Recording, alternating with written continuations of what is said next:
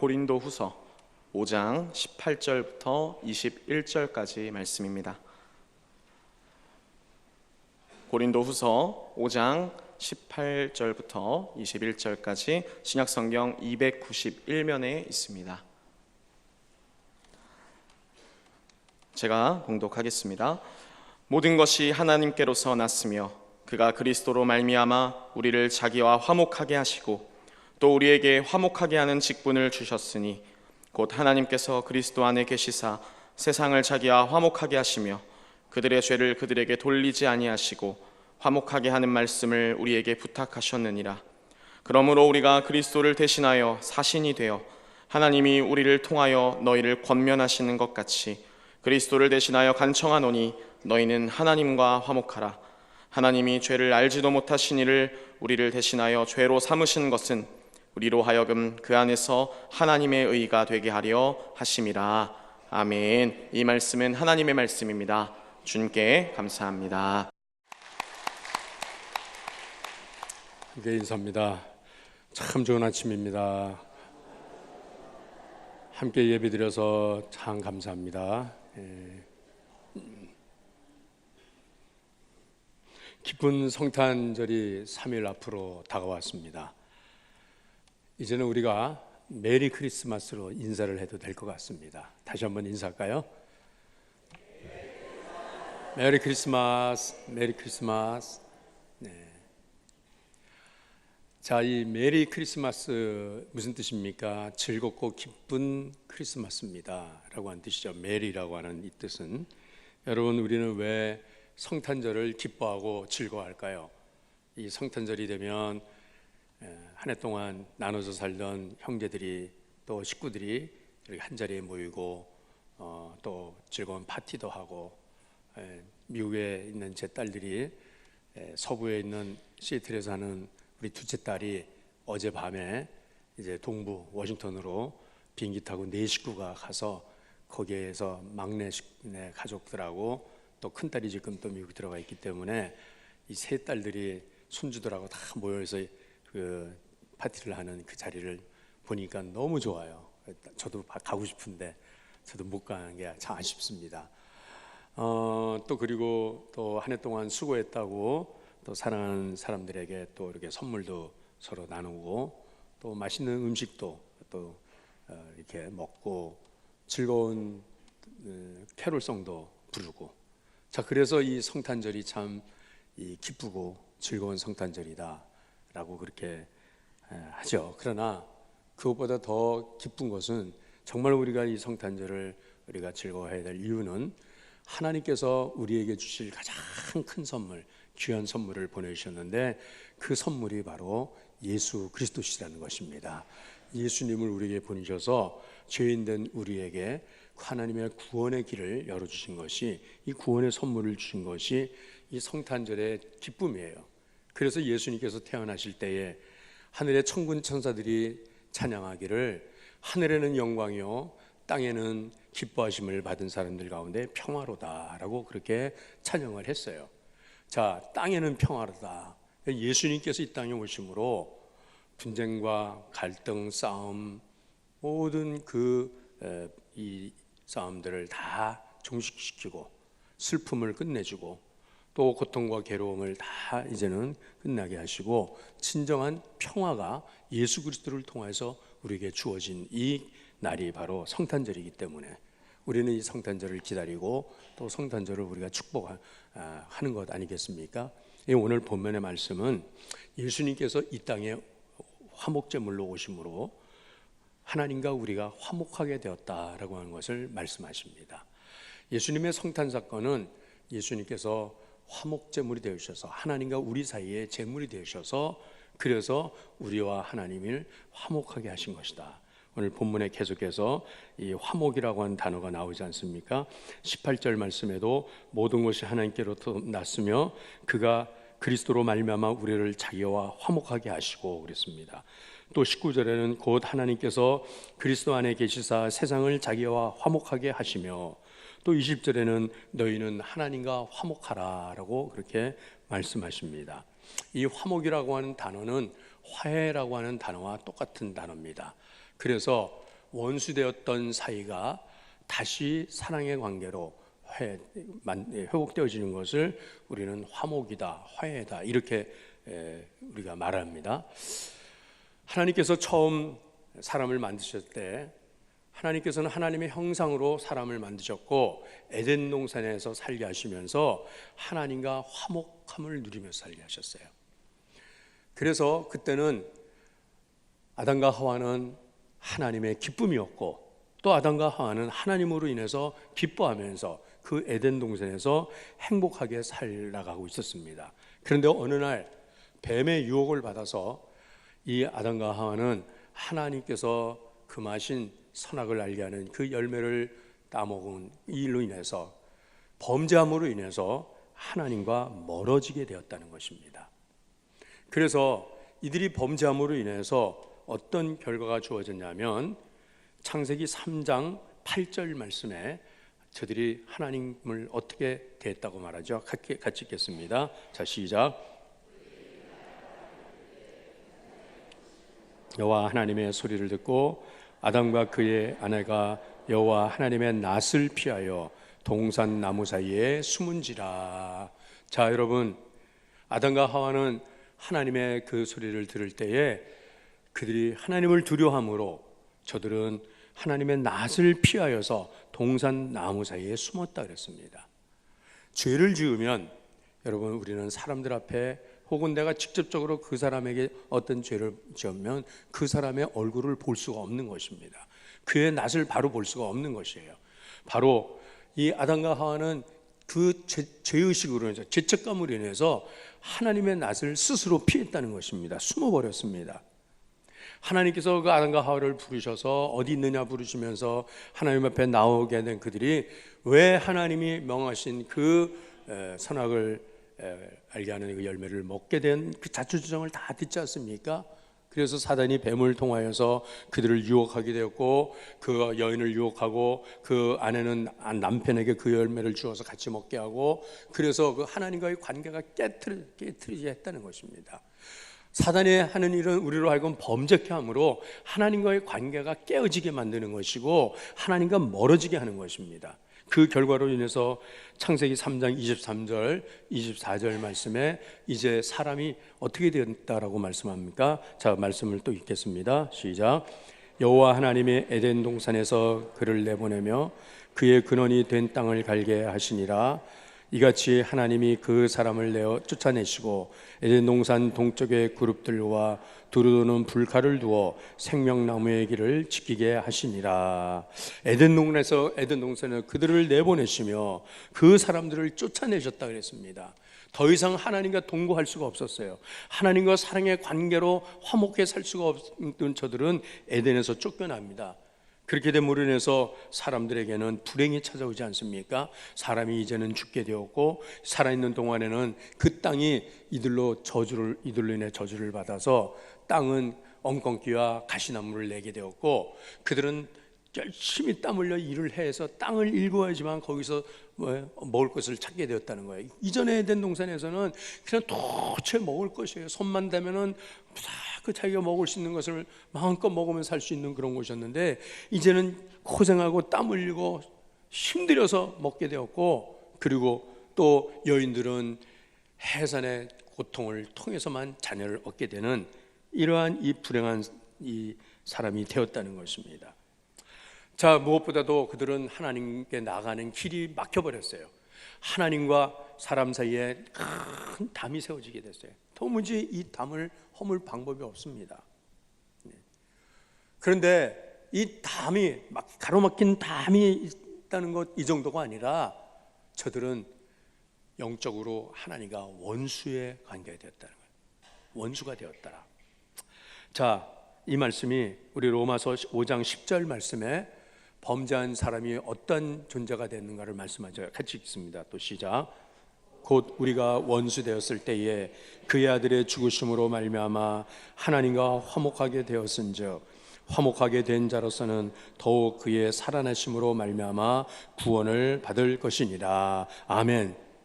여러분, 사람이 하나님과 원수가 되었다는 거예요. 이 원수의 관계는 상대방을 해치고 상대방에게 모든 것을 빼앗아가고 죽이고 막 이런 사이가 되어서 원수가 된다라고 생각하지만, 이 지금 원수가 됐다는 이 의미는 뭐냐면 통치권의 다스림의 권리의 충돌이라는 것입니다. 이것으로 인해서 원수 관계가 된다는 거예요. 여러분, 지금 우리는 남한과 북한은 원수 관계로 그렇게 살아가고 있지 않습니까? 6.25 전쟁 이후에. 그런데 우리 남북한은 원수 관계가 아니에요. 우리는 피를 나눈 형제입니다. 근데 우리는 왜 서로 원수 취급을 하느냐?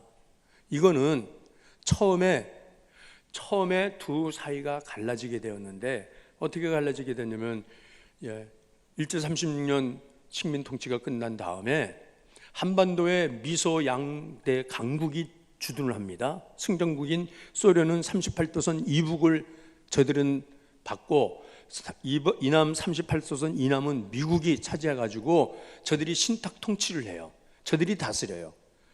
그래서 소련이 다스리고 미국이 다스리고 하면서 38도선을 나눠버렸습니다. 그때는 담이 있었던 것도 아니고 무슨 철책이 있었던 것도 아닙니다. 지도상에만 금만 걷지 국민들은 다 그냥 오고 가고 했어요. 남북을 자유로 왕래했어요. 그러다가 1948년 8월 15일 남한만의 단독 정부, 대한민국 정부를 수립하지 않습니까? 북한의 반쪽은 놔두고. 그러니까 북한에서도 김일성은 소련의 그 지원을 받아가지고서 1948년 9월 9일 날, 소위 말해서 구구절 날 조선민주주의 인민공화국이라고 하는 나라를 거기다 또 세웁니다. 이래서 이제 주권이, 남한의 주권이 있고 북한의 주권이 있어요. 통치권이 있습니다. 이 통치권이 이제는 서로 충돌을 하면서 6.25 전쟁은 소련의 지원을 받는 북한이 전면 남침을 하지 않습니까? 적과 통일을 하겠다고. 그러면서 그때서부터 피비린 나는 전쟁이 계속되지 않아요? 3년 동안. 이때서부터는 대포를 쏘고 폭격을 하고 약탈을 하고 죽이고 막 피 흘리면서, 그때서부터 막 진짜 원수가 된 거예요. 그때서부터 담을 쌓아놓고 이제는 막 철책 155멜 철책선을 들고 오고 가지도 못하게 하고, 거기 들어갔다 나갔다 하면은 들어가서 다 감옥에 보내고 방목법으로 걸리고, 다 지금도 그런다 이 말이거든요. 처음부터 원수가 아니에요. 누가 다스리냐에 따라서 그것이 원수 관계가 된다면, 하나님의 다스림을 거부하고 하나님의 통치권을 부정하고 사단의 지배를 받게 되고 사단의 다스림을 받게 된 인간이 하나님과 원수되었다라고 하는 걸 말씀해요. 자, 여러분, 이 원수 관계를 해소하기 위해서는 어떻게 합니까? 누군가 중재를 해줘야 되는데, 누군가 화해자가 있어야 되는데, 바로 예수 그리스도께서 하나님과 우리 사이에 화목제물이 되어서 중재가 되어서 화해를 이루어 주신 것이 바로 성탄절의 사건이다 라고 하는 말씀인 것입니다. 여러분, 우리나라도 그렇습니다. 남북 간의 평화가 정착되게 하기 위해서 그동안에 분단 이후에 전쟁을 통해서 수많은 피를 흘리고, 우리 앞선 세대가 또 우리 당대까지라도 이 정말 민족 분단의 이 고통 속에서 몸부림을 치면서 죽고 다치고 피 흘리면서, 우리의 깨달음은 뭐냐면 더 이상 우리는 서로 싸우면 안 된다. 이제 우리는 서로 용서하고 화해하자라고 하는 그런 평화를 향한 몸부림이 시작이 되어서 1918년 9월 19일 날에 남북 간에 이 평화 군사 합의가 이루어지지 않습니까? 그래서 비무장지대를 평화지대로 만들고, 그리고 높이 쌓았던 그 철책선을 걷어내기 시작하면서, 그리고 가장 가까이 있는 그 분쟁 갈등 지역인 지피를 서로 철거해버리자. 그래서 지피도 양쪽에 지피도 허물고, 그리고 철책도 걷어내고, 그리고 지뢰밭도 서로 걷어내면서, 그렇게 하면서 평화를 향한 몸부림을 지금 하고 있는 거는 그동안에 우리가 많은 피를 흘렸기 때문이라는 거예요. 그런데 여기서 진정한 화해자가 지금 나오지 못하고 있기 때문에 지금 아직 이게 평화가 아직까지는 온전히 정착되지 못하고 있는 것입니다. 여러분, 하나님과 우리가 화목해질 수 있으려면 예수 그리스도의 피 흘리심, 그 십자가의 사건, 그것 때문에 하나님은 우리를 용서하셨고 우리를 받아주셨다라고 하는 것입니다. 이것이 진정한 성탄의 선물이라고 하는 것입니다. 그래서 하나님과 우리 인간이 다시 화해가 되어지고 화목의 사이가 되어, 이것이 바로 성탄의 의미고, 그것으로 인해서 이제 우리는 다시 이 평화가 우리 사이에도 이루어지게 되는 것이 바로 우리 세상에는 평화로다라고 하는 것. 오늘 본문의 말씀은 그리스도로 인해서 하나님과 화목하게 된 우리에게 하나님께서는 또 우리에게 화목하게 하는 직분을 주셨다고 말씀하십니다. 화목하게 하는 직분, 이것은 바로 우리가 서로 함께 이 수평적 관계에서의 평화의 삶을 살도록 하나님께서는 이 성탄에 우리에게 그러한 사명을, 직분을 우리에게 주신 것이에요. 구약시대에는 백성들의 죄를 1년에 단 한 번 대제사장이 대속죄일에 그 죄를 다 짊어지고 성소를 들어가서 지성소에 1년에 한 번 탁 들어갈 때 그 지성소의 커튼을 젖히고 들어가서 백성의 모든 죄를 하나님께 다 고백하면서 하나님 앞에 사죄를 구합니다. 그리고 그때 제물이 들어갑니다. 제물이 바쳐집니다. 그런데 여러분, 이제 신약 시대에 와서는 예수님께서 우리의 영원한 제물이 되어 주셔서, 예수님이 화목 제물이 되어 주셔서 더 이상 대제사장이 지성소에 들어가는 일이 없게 하시려고 그 당시에 성전의 휘장을 반으로 쫙 갈라놓지 않습니까? 성소와 지성소를 갈아막았던 휘장을 갈라놓으시고 하나님 앞에 나가는 길을 열어주셨다는 것이에요. 그러면 이제 오늘 우리가 살고 있는 이 세대는 이 화목의 이 제사장의 직분을 누가 해야 되냐면 바로 그리스도로 인하여서 하나님과 화목하게 된 우리가 바로 화목의 직분으로 화목의 제사장의 역할을 우리가 해야 한다는 것입니다.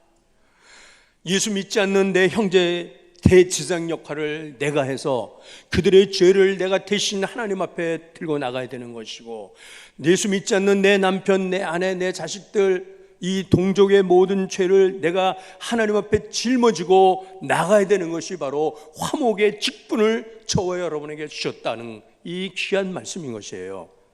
베드로전서 2장 9절 말씀에 분명히 우리는 하나님 앞에서 대제사장이라고 말합니다. 자, 말씀 읽겠습니다. 시작.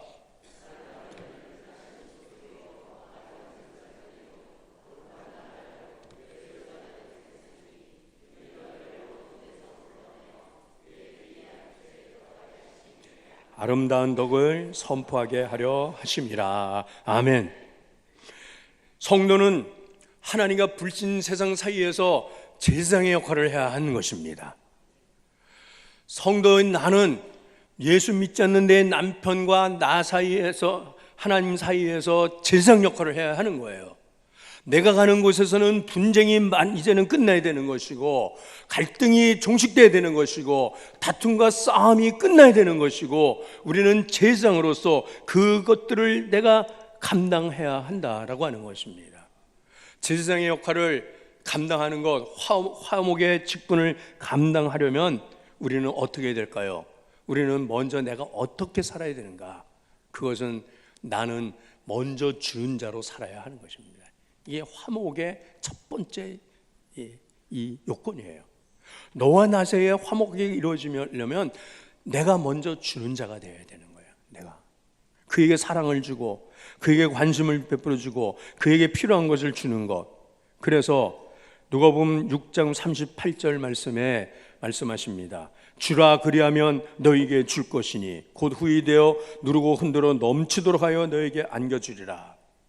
여러분, 우리는 세상의 화해자로 살면 먼저 내가 주는 자로 살아야 하는 것입니다. 여러분들 먼저 주는 자가 되시길 바랍니다. 아멘 하는 분들은 더 주는 자가 될 줄로 믿습니다. 그러나 아멘 안 하는 사람은 아예 그냥 나는 받고만 살래요 라고. 성탄절을 맞이하면서 제가 27년 만에 처음 우리 이번 성탄절에 우리 서로 사랑의 선물을 이렇게 주고받으면서 한번 이렇게 준비합시다라고 했어요. 제가 알아보니까 한 사람도 사무실에 가져온 사람이 없대. 그래서 성탄 추리 밑에 두질 않아요. 어떤 분이 저한테 문자를 보냈어요. 목사님, 이렇게 선물을 이렇게 서로 주고받는다 그러면 어떤 사람은 많이 받고 어떤 사람은 못 받으면 그게 또 혹시라도 마음에 또 상처가 될 수 있지 않겠어요?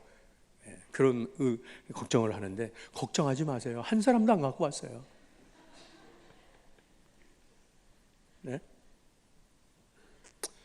여러분, 인간관계에 있어서 사람을 끄는 힘, 이 매력 있는 사람은 큰 것 때문에 그렇게 하는 게 아니라는 거예요. 1% 때문에 사람을 끄는 사람이 된다, 이렇게 말을 해요.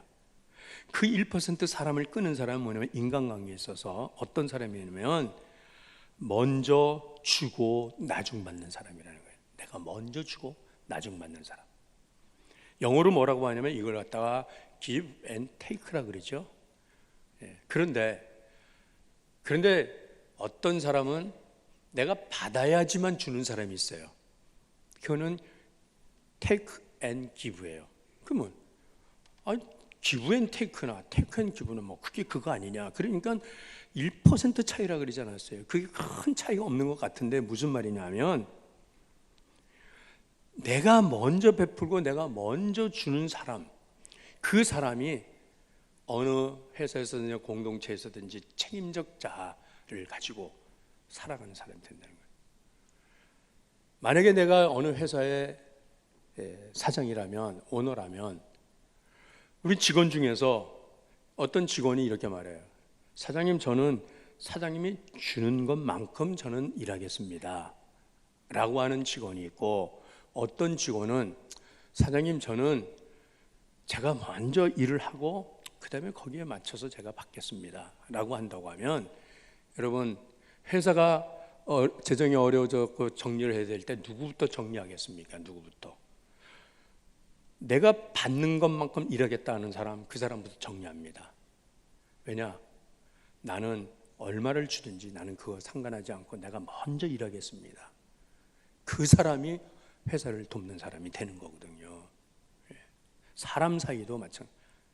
사람 사이도 내가 받고 주는 사람보다 주고 나서 나중에 받는 것, 그 사람이 화해자가, 화목자의 자세로 그렇게 살 수가 있는 것이잖아요.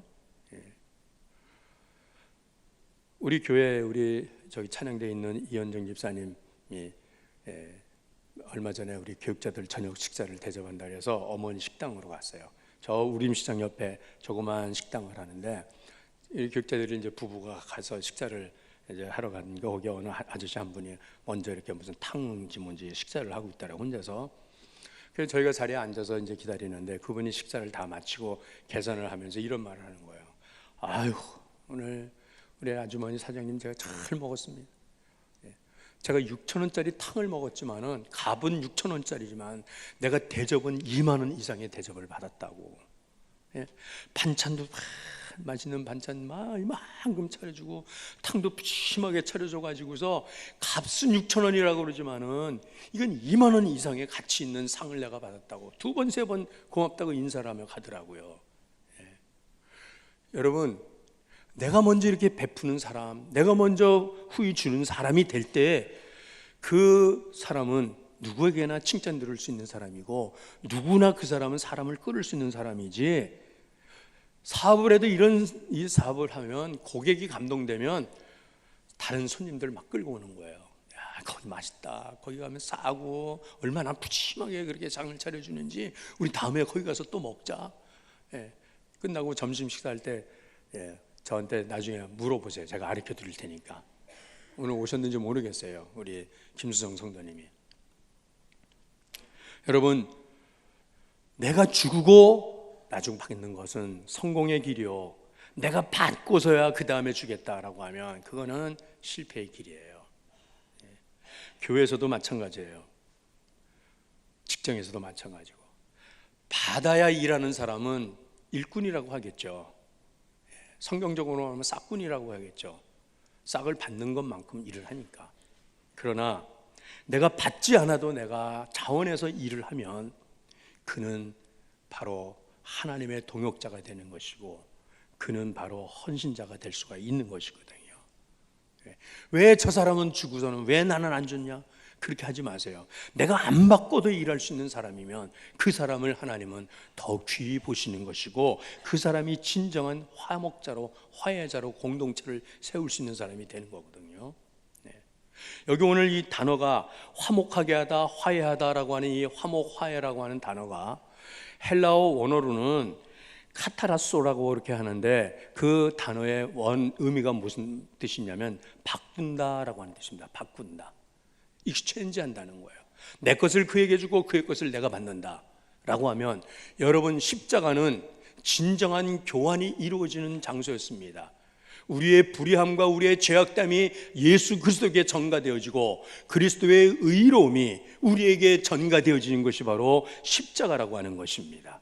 그래서 하나님께서는 예수 그리스도로 말미암아 하나님의 의를 우리에게 전해 주었고, 그리고 예수 그리스도는 우리의 죄를 다 담당하신 것이, 받은 것이 바로 십자가라고 하는 것입니다. 이것이 진정한 화목이요, 이것이 진정한 화해인 것이에요.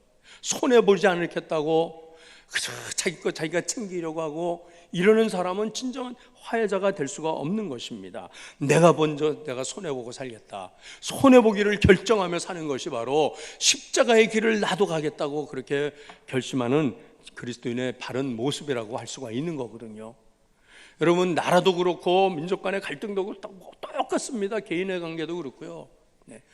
내가 손해 안 보려고 하면 진정한 화해가 이루어지지 않아요. 북미 간에도 지금 뭐가 될 것 같이 하다가 또 지금 또 냉랭해지고 또 멀어지고, 뭐 지금 이렇게 뭡니까? 북한은 지금 이 남한에 미군이 들어와 있고, 미국이 핵무기도 가지고 있고, 미국이 무시무시한 강호할 만한 무기를 가지고 있는 이 미국이 언제라도 북한을 치겠다고 하는 그런 두려움 때문에 핵무기를 만들어 갖고 대항을 하는 거예요, 이 사람들요. 그러면서 뭐라고 미국한테 요구하는 게 뭐예요? 우리 안전보장 약속해달라. 여기 북한 우리한테 전쟁 안 일으키겠다고 하면 평화협정 해달라. 그러면 이거 핵무기 다 내려놓겠다고 하는 게 그 북한 김정은이가 하는 말이거든요. 그런데 트럼프는 뭐라고 말합니까? 니네가 핵무기를 내려놔, 그러면 우리가 평화협정 해줄게, 니네 안 쳐들어갈게, 이거거든요. 그러니까는 계란이 뭔지 뭐 닭이 뭔지 이거 갖고 싸우는 거거든요. 이거 갖고요. 누구가 먼저 손해보려고 하지 않으면 여러분 진정한 화해가 되어지지 않는 거예요. 여러분, 교회 마찬가지예요. 교단도 마찬가지고, 우리 지금 대한예수장로회 통합교단에 재판국이라고 하는 그 기구가 있는데, 이 재판국에 지금 고소고발건으로 지금 재판이 지금 계류가 되어 있는 게 80건이나 80건이나 있다는 거, 80건. 그 재판 내용을 보면은요, 다 네가 잘했다, 다 내가 잘한 거야, 다 이거 다 내 거고, 저놈이 잘못한 거고, 저것들 때문에 잘못한 거고. 이걸로 인해서 교회 안에서도 분쟁과 다툼, 싸움이 그치지 않는 거고, 나라도 마찬가지잖아요. 저는 여러분, 우리 나라를 보면은 소위 말해서 교회에 무슨 장로라고 하는 어떤 야당 지도자는 국민을 막 선동해가지고 길거리로 그냥 끌고 나가고, 그 목사 같지 않은 어떤 목사라는 사람은 정말 어떻게 저런 말을 할까? 하나님 까불지 마. 하나님 까불면 나한테 죽어. 아니, 도대체 이 목사라는 자가 어떻게 하나님을 향하여 그런 망발을 그렇게 해대가면서, 그러는데 그 앞에서 순진하고 어리석은 교인들은 할렐루야 아멘 하면서 그 추운 길거리에서 태극기 성조기를 흔들어 대면서 대통령을 향해서 막말을 하고 모욕을 하고 인신공격을 하고 하는 이런 형식을, 이 국민 간의 갈등을 부추기고 분내와 투쟁을 선동하는 이런 사람들이 교회 지도자라고 하는 그런 이름을 가지고 있으니, 이게 지금 한국교회 전도의 문을 가로막는 거예요. 예수 믿지 않는 사람들은 교회를 다 그렇게 싸잡아 공격하는 것이고, 목사도 다 그렇게 보는 거예요. 정말 나라가 걱정되면 길거리 나서가지고서는 막 선동하고 뭐하고 이런 거 하지 말고, 자기네 교회 기도실에서 자기 골방에 앉아서 들어가서 금식하면서 하나님 앞에 기도해야 되는 것 아니냐, 이 말이거든요. 여러분, 십자가는 진정한 가치가 교환되는 곳이라고 제가 말씀드리지 않았습니까? 그들의 불의를 본다고 하면 그 불의가 나의 것이 되어지고, 나의 의로움, 나의 정의가 흘러가게 할 수 있는 것이 바로 십자가가 되어야 되는데, 이 십자가를 갖다가 무슨 무기로 삼아가지고서 이렇게 싸우려고 하는 이런 그리스도인들이 우리나라에 있다고 하면, 여러분, 바로 그 일 때문에 예수님은 오늘 또 십자가의 길을 또 예수님은 가실 수밖에 없다는 것입니다. 누가 죄인입니까? 죄인은 나입니다. 그리스도로 인해서 내가 화목하게 되었다라고 하면, 나는 그 누구를 향하여서 손가락질을 하고 비난을 하고 소리를 지를 것이 아니라 바로 내 죄입니다 라고 해서 예수님처럼 그 모든 죄를 뒤집어 쓰고 십자가 일로 가는 것, 이것이 진정한 화해자의 길이라고 하는 것입니다. 자, 그러면서 하나님께서는 진정으로 그리스도와 화목하게 된 자는 세상과 화목해지고 무엇보다도 자기 자신과 또 화목을 이루며 살게 하셨다는 것이에요. 여러분, 세상에서 정말 용서되지 않는 것은 자기가 자기를 용서하지 못하는 것, 자기가 자기에게 너그럽지 못하는 것, 이건 정말 힘들고 어렵습니다. 예수 그리스도 이전에 내 삶이 어땠는지 우리는 그것을 이제는 청산하고 우리는 그리스도 안에서 새로운 피조물로 살아갈 수가 있게 하신 것이 바로 예수 그리스도의 십자가 사건입니다. 예수님이 그렇게 하셔서 이 땅에 오신 것이에요. 오늘 본문을 18절부터 읽었지만 17절 말씀에 뭐라고 말씀하십니까? 우리 본문 17절 말씀을 읽겠습니다. 시작. 그런즉 누구든지 그리스도 안에 있으면 새로운 피조물이라, 이전 것은 지나갔으니 보라 새 것이 되었도다. 아멘. 여러분, 예수님의 십자가 사건은 예수 그리스도 이전의 나의 삶과 예수 그리스도 이후의 나의 삶의 분수령이 되어서 이전의 내 삶은 이제는 완전히 그리스도와 함께 죽고 예수 그리스도와 함께 다시 새로운 존재로 피조물로 살게 하는 것이 바로 예수님께서 이 땅에 오신 화목제물로 오신 그 사건이었다는 것입니다. 저는 양육반과 제자대학을 함께하면서 매 시간마다 은혜를 받는데, 그 양육반에서 제자대학에서는 많은 간증이 나옵니다. 나눔을 할 때 우리 교회 온 지 한 2년밖에 되지 않은 어느 젊은 여집사님은 남편과 헤어지고 아들 하나를 데리고 힘들고 어렵게 살다가 이제 우리 교회에 이렇게 전도를 받아서 오게 되었어요. 그러면서 양육반을 하고 제자학교를 하면서 자기 정체성을 발견했어요. 이전에는 나는 불행한 여자야, 나는 힘들고 나는 슬퍼, 나는 우울해, 늘 그렇게 살던 이 집사님이 이제 정말 하나님을 만나게 되었고, 정말 예수 그리스도 안에서 내가 이전에 옛사람은 이제는 다 끝났고 새로운 존재로 살아가는, 이렇게 하나님 사랑받는 딸이라고 하는 것을 알게 되었고, 내가 하나님 안에서 이렇게 존귀한 자가 되었다는 것을, 그것을 알게 된 이후서부터는 그의 얼굴에 다시 기쁨이 살아나게 되었고, 그는 항상 웃는 사람으로서 항상 모든 사람들을 만날 때 여유 있게 자기 자신이 얼마나 귀한 사람이라고 하는 것을 그렇게 보이면서 사는 거예요. 사람들이 그렇게 묻는데, 옆에 사람들한테 너 무슨 좋은 일이 있어? 너 무슨 뭐 돈 벌었어? 너 뭐 좋은 집에 이사 갔어? 아니는 거예요. 환경은 그렇지만은, 그러나 나는 그리스도 안에서 완전 새로운 존재가 되었기 때문에 이제는 내가 나를 용납할 수가 있고, 이제는 내가 나를 너그럽게 할 수가 있고, 그것은 진정으로 내가 나와 화목이 이루어졌기 때문에 그렇게 살아갈 수가 있게 된 것이에요. 사랑하는 우리 진광의 가족 여러분, 그리스도 인해서 하나님과 화목해지고 세상과 화목하게 된 사람은 나도 나와 화목하며 살아갈 수가 있습니다. 왜 세상에 분노가 가득합니까? 정작은 자기 안에 분노를 내가 다스리지 못하니까, 내가 나에 대해서 화가 나니까. 남편이 아침에 출근하는데 마누라가 바가지를 벅벅 긁어요. 그러니까 막 화가 이만큼 나가고 분노가 가득 차갖고 씩씩거리고서 나갑니다. 그 문을 열고, 현관문을 열고 나가니까 마당에 묶어놓은 강아지가 반갑다고 꼬리를 흔들면서 막 달려와요. 화가 가득한 남편이 그 강아지를 향해서 화가 이만큼 나니까 저리 비켜 이 개새끼야 그러면서 발길을 걷어차는 거야. 바로 그거예요, 그거. 세상의 갈등, 세상의 분노, 세상의 미움, 시기, 질투, 결국은 내 안에 내가 정리하지 못하니까, 내가 이것을 내가 용서를 못하니까 결국은 종로에서 뺨 맞고 한강 가서 눈을 기는 거예요. 여러분, 그러므로 진정으로 나를 용서하는 자가 되어야지만 남을 용서하는 자가 될 수가 있어요. 진정으로 자기에 대해서 화목해져야지만 남과 화목하게 될 수가 있는 것이거든요. 자기를 용서하지 못하는데 누구를 용서합니까? 자기를 사랑하지 못하는데 누구를 사랑합니까? 자기를 축복하지 못하는데 내가 누구를 축복하냐 이 말이거든요. 결국은 여러분, 우리는 우리 인생의 모든 문제가 결국은 하나님과의 관계에서의 이 죄로 인해서 하나님과 멀어진 것이고 하나님과 원수되었던 것인데, 예수 그리스도로 인하여서 그 담을 무너뜨려 주시고 다시 하나님의 자녀로 우리를 회복시켜 주셨기 때문에, 다시 우리에게 하나님의 축복을 넘치게 하셨기 때문에, 여러분 이제는 우리가 이 축복을 세상에 흘려보내며 하나님의 사랑과 용서를 흘려보내며 살아갈 수 있는 진정한 화해자가 되실 수 있기를 바랍니다. 십자가는 상대방의 불편함을 내가 받고 나의 평안함을 그에게 주는 거예요. 상대방의 고통과 슬픔을 내가 끌어안고 나의 기쁨과 평안을 그에게 주는 거예요. 이것이 진정한 십자가의 의미라고 하는 것입니다.